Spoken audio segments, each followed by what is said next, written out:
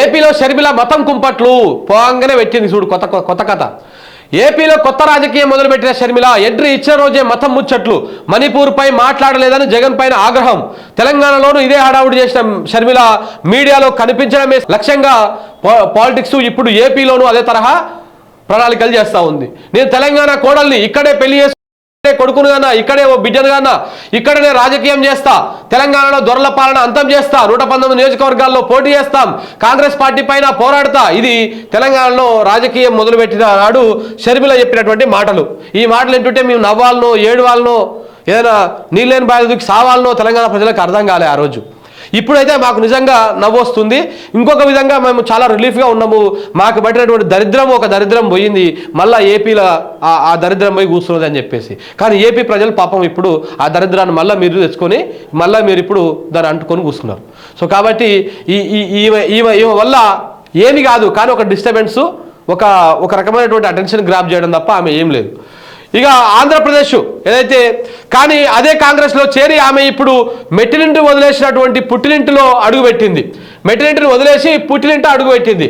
ఆంధ్రప్రదేశ్ చరిత్రలో ఏనాడు చూడని ఒక కొత్త రాజకీయాన్ని మొదలుపెట్టింది. ఏంది అంటే మతం రాజకీయాలు. మణిపూర్లో అన్ని చర్చిలు కూలగొడతా ఉంటే జగన్మోహన్ రెడ్డిని ఒక క్రిస్టియన్ అయి ఉండి ఎందుకు నువ్వు మాట్లాడలేదు అని చెప్పేసి ఆమె చెప్పింది అనమాట. అంటే దీని వెనక పెద్ద కోరం ఉంది మిత్రులారా. దీని వెనకాల ఏంది అంటే ఎక్కడో అక్కడ జగన్ అంటే పడినటువంటి వాళ్ళు క్రిస్టియన్లు ఈ వెనకాల రావాలి, అంటే కాంగ్రెస్ పార్టీ వెనకాల రావాలి. దాంతోపాటు జగన్మోహన్ రెడ్డిని పదే నువ్వు క్రిస్టియన్ అని చెప్పడం వల్ల కొంతమంది హిందువులు ఆయనకు దూరం కావాలి. సో ఇది ఈమె ప్లాన్ అన్నమాట. ఇది ఈమె ప్లాను. సో కాబట్టి ఏ విధంగానైనా మతం చెప్పి ఒక కుంపట్లు పెట్టి జగన్మోహన్ రెడ్డిని ఒడగొట్టాలనేటువంటి ప్రయత్నము విజయవంతంగా చేస్తుంది షర్మిల. నిజంగా ఈమెను ఇంకొక పదవి అనిపిస్తుంది, కానీ ఒక అడవిలని మనం అనకూడదు కాబట్టి ఊరుకుంటున్నాం మనం.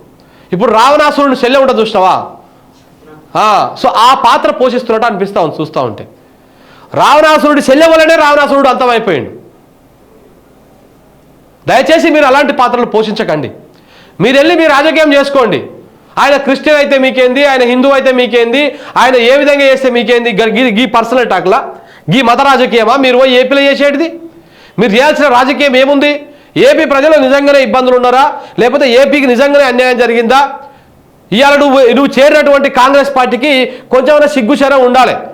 ఇదే కాంగ్రెస్ పార్టీ ఆ రోజు రాష్ట్రాలను విభజించినప్పుడు 200% ఒక తెలంగాణ బిడ్డగా మా రాష్ట్రం కావాలని మేము కొట్లాడినాం, దాన్ని మేము స్వాగతిస్తాం. కానీ రాష్ట్రం విడిపోతున్నప్పుడు ఏపీకి స్పెషల్ స్టేటస్ అని చెప్పేసి ఇదే చట్టంలో, విభజన చట్టంలో ఎందుకు పెట్టలే? ఎందుకు డబుల్ గేమ్లు ఆడిరు మీరు? ఒక రాష్ట్రం విడిపోతున్నప్పుడు ఏపీకి రాజధాని లేదు, ఆ రాజధాని విషయంలో స్పెషల్ స్టేటస్ విషయంలో మీరు ఆ చట్టంలో పెట్టి ఉంటే తప్పకుండా అమలు అయ్యేది కదా. ఎందుకు పెట్టలేదు? మరి కాంగ్రెస్ పార్టీ ద్వంద్వనీతి అది. ఇదే కాంగ్రెస్ పార్టీ ద్వంద్వనీతి ఇట్లా ఉంటుంది. ఈమెనేమో ఈ విధంగా మాట్లాడుతుంది, నిన్నేం మాట్లాడుతూ ఏమంటుంది? ప్రతిపక్షంలో ఉన్నన్ని రోజులు జగను ఏమన్నాడు? స్పెషల్ స్టేటస్ అని మాట్లాడిండు.